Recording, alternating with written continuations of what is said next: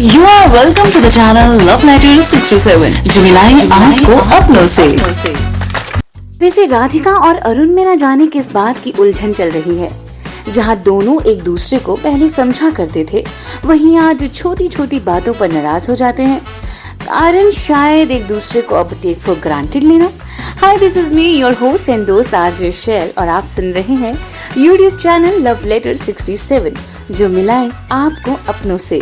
Show का नाम है दिलचस्प कहानियों का अड्डा, जहां हर शुक्रवार रात 9 बजे लव लेटर्स पढ़े जाते हैं कहानियों के माध्यम से। कहानियों में कहानी ऐसी भी है जो वादों पर आधारित है। कहानी का नाम है 25 साल बाद, अ स्टोरी ऑफ प्रोमिसेस। पिछले एपिसोड में हमने जाना कि कैसे राधिका के बॉस की वजह से राधिका और उसके हस्बैंड अरुण में गलत फहमी बढ़ने लगी है। किसी एक तीसरे की गलत नीयत कैसे दो लोगों को अलग करने का काम करती है, ये भी हम आगे जानेंगे। दोस्तों, इंसान का स्वार्थी होना ठीक भी है, लेकिन खुद के बेबुनियाद स्वार्थ के लिए किसी और का सुकून छीनना ये अच्छी बात नहीं है। चलिए फिर आगे बढ़ते हैं आज के एपिसोड की ओर। आप सुन रहे हैं कहानी 25 साल बाद, a story of promises, episode number 3।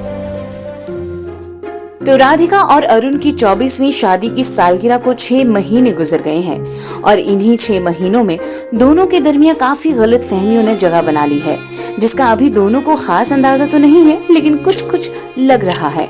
फिलहाल तो रात के 9:15 बज रहे हैं। अरुण और राधिका रोज की तरह ही अपने कमरे में है और अरुण राधिका से कुछ कहता है।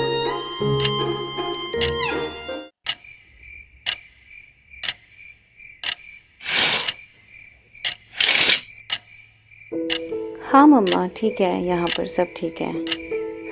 अजय भी ठीक है। अच्छा, क्या बात है। अच्छा, वो जो मासी के बेटे की शादी की बात चल रही थी, तो वो हो गई पूरी? अच्छा, बात चल रही है।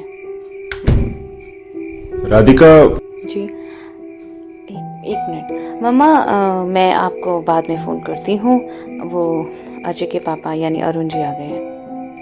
सुबह में कॉल करूँगी, है ना? Good night, good night. हाँ बोलो। मेरा सूटकेस पैक कर देना, मुझे साइट विजिट के लिए मुंबई जाना है। यूँ अचानक? हाँ, मीटिंग अचानक ही आती है। अरुण, अगर तुम्हें याद हो तो मेरी मीटिंग भी उस दिन अचानक ही आई थी, जिसका तुम इतना बड़ा इशू क्रिएट कर रहे थे। राधिका, अब तुम पुरानी बातों को लेकर बैठ जाओ, है ना? तुम्हारी बहस सुनने के अलावा मुझे और कोई काम तो है नहीं। खैर, कोई बात नहीं। तुम मर्दों की ना यही तो प्रॉब्लम है। खुद के काम तो तुम्हें काम लगते हैं और औरतों को हर बार जिम्मेदारियों के तराजू में तोल दिया जाता है। क्या कहा? कुछ नहीं, हो जाएगा तुम्हारा सूटकेस पैक।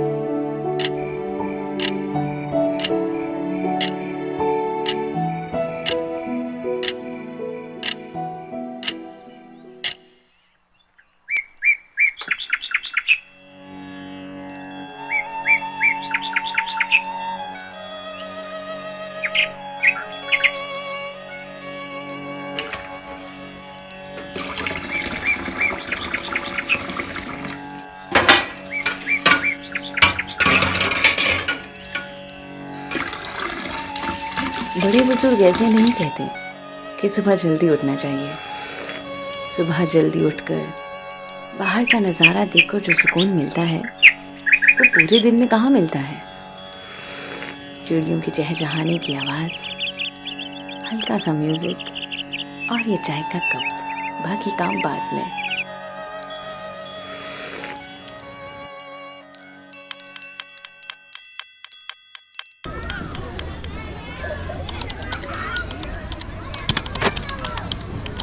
मम्मी, पापा कहीं जा रहे हैं क्या? हाँ, कुछ दिनों के लिए मुंबई जा रहे हैं। जाओ, तुम इन्हें एयरपोर्ट पर ड्रॉप करके आ जाओ। अच्छा, तो पापा मेरे लिए वहां से कुछ खास लेके आना। अरे बेटा, पहुंच तो जाऊं मैं एक बार।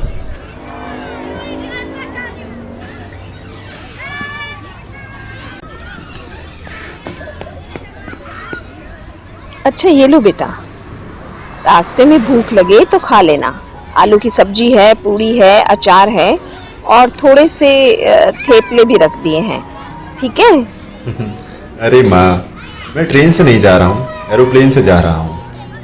और वहाँ ये सब अलाउ नहीं होता है।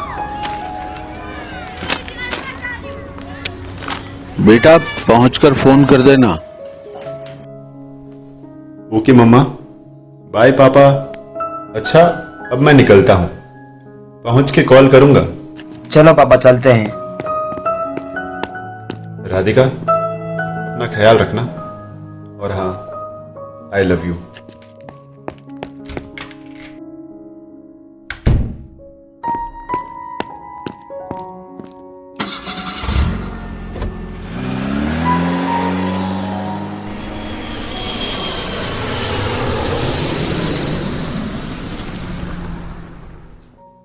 पता नहीं आजकल तुम्हारा ये आई लव यू पीना बनावटी सा लगने लगा है। महज कह देने से ही आई लव यू या प्यार नहीं झलक जाता। दिल की बातों को समझना भी तो बहुत जरूरी है ना। खैर, कोई बात नहीं। अरुण कुछ दिनों के लिए ऑफिशियल मीटिंग के लिए दूसरे शहर गया है और राधिका भी अपने डेली रूटीन में बिजी हो जाती है। और फिर आता है संडे यानी रविवार का दिन। राधिका की भी ऑफिस की छुट्टी होती है तो राधिका किचन में कुछ काम कर रही होती है और तभी किचन की खिड़की से राधिका की नजर सामने रहने वाली पायल पर पड़ती है। पायल यानी गोविंद की बीवी, जो कभी घर से बाहर नहीं निकलती। सभी की तरह राधिका के मन में भी विचार आता है, आज पायल भाभी से पूछ ही लेना चाहिए कि वो कभी बाहर क्यों नहीं आती। ऐसी क्या बात है जो पायल घर से बाहर नहीं आती। और यही सोचते हुए राधिका पायल के घर जाती है उससे यूं ही मुलाकात करने।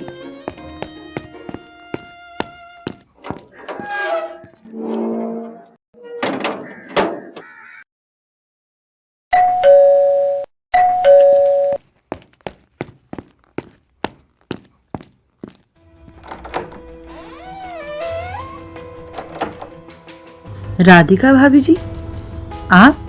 जी नमस्ते। I am really sorry. वो एक्चुअली अजय के पापा कहीं बाहर गए हुए हैं और आज संडे है तो सोचा आपसे ठीक से मुलाकात नहीं हुई, आज आपसे मिलने चली आई।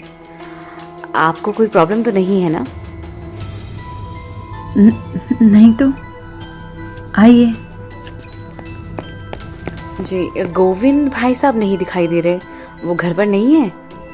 जी वो बाहर से कुछ लाने गए हैं। वैसे आप क्या लेंगी, चाय या कॉफ़ी? नहीं कुछ नहीं चाहिए, बस नाश्ता करके ही आई थी। आप आइए ना, बैठिए यहाँ। भाभी एक सवाल था। जी। आप सारा दिन घर पर ही रहती हैं? जी। बोर नहीं होती?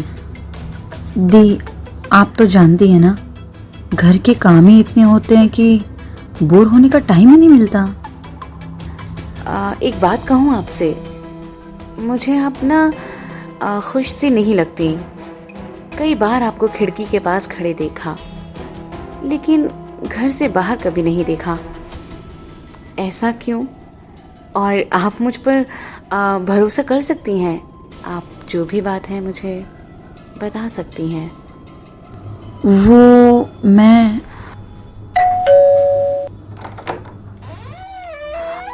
नमस्ते भाई साहब। राधिका भाभी, आप यहाँ? जी वो आज मैं घर पर ही थी तो सोचा आज भाभी से मिलने आ जाऊं। अच्छा, अच्छी बात है। और फिर क्या बातें हो रही थी? कुछ खास नहीं। अच्छा मैं चलती हूँ, फिर कभी आऊंगी। ठीक है भाभी जी।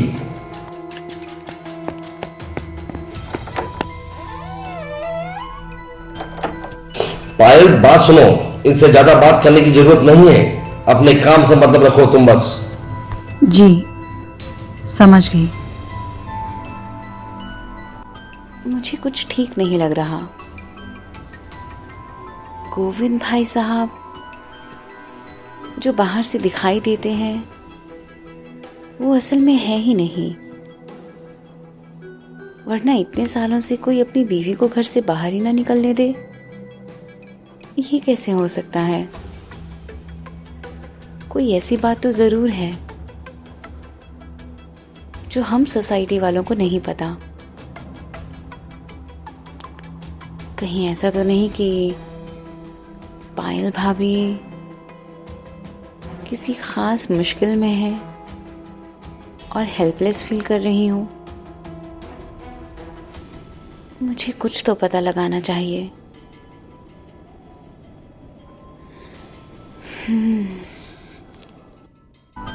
गोविंद भाई साहब के इस रवैये से कोई भी ऐसा सोच सकता है। आप खुद ही देख लें, हमारी सोसाइटी में अक्सर ऐसे लोग होते हैं जो कुछ और होते हैं लेकिन दिखाई कुछ और देते हैं। वैसे हमारा मानना ये है कि कोई कैसा भी क्यों ना हो, बस किसी को जहनी तौर पर बीमार ना करे, क्योंकि डिप्रेशन से लोगों का बाहर आना थोड़ा टफ हो जाता है। और दूसरी तरफ देखा जाए तो अपने रिश्तों का असर सबसे पहले बाहर दिखाई देने लगता है।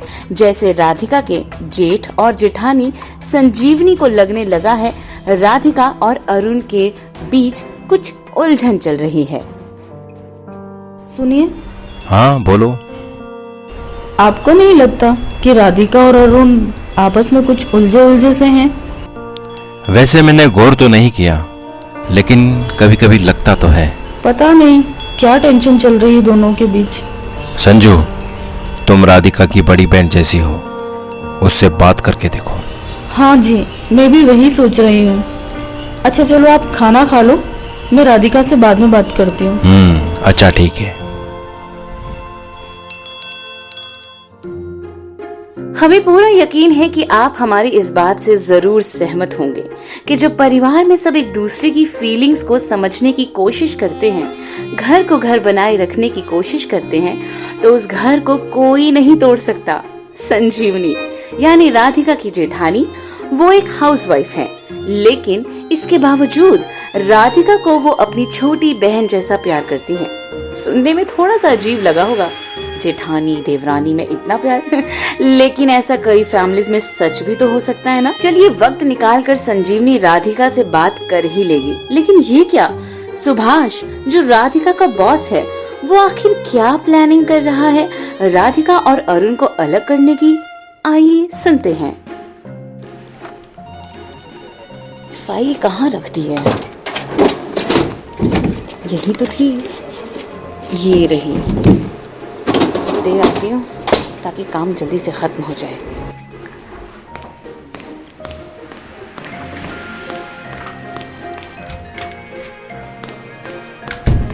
हाय, गुड मॉर्निंग।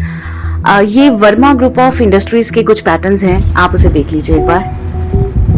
राधिका जी, आप मुझे सर मत कहा करें, call me only Subhash. Any specific reason?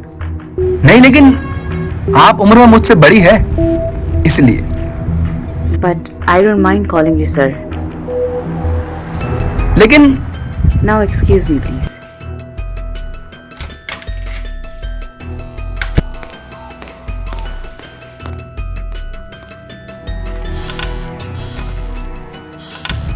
कोई बात नहीं राधिका, मुझे भी कोई प्रॉब्लम नहीं है कि तुम मुझसे 5 साल बड़ी हो।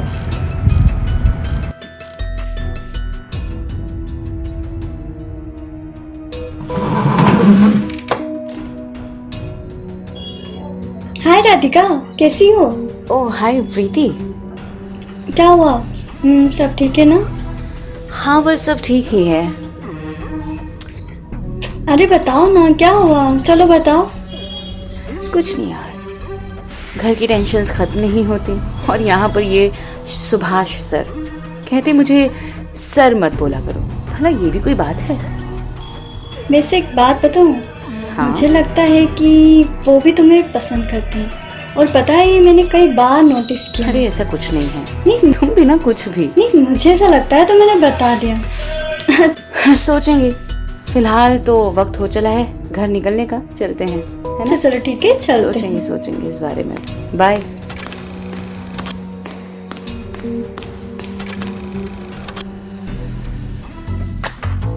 अब सुभाष का अगला कदम क्या होगा और गोविंद की आखिर ऐसी क्या मिस्ट्री है जानेंगे अगले लव लेटर यानी कि नेक्स्ट एपिसोड में। इस कहानी के पिछले एपिसोड्स के लिंक आपको जाहिर सी बात है डिस्क्रिप्शन बॉक्स में मिल जाएगी, जरूर देखिएगा। फिलहाल अब हमें इजाजत दीजिए, लेकिन आपसे वापस मिलने का इंतजार यूं ही बरकरार रहेगा। Stay connected, stay safe, love you, sayonara.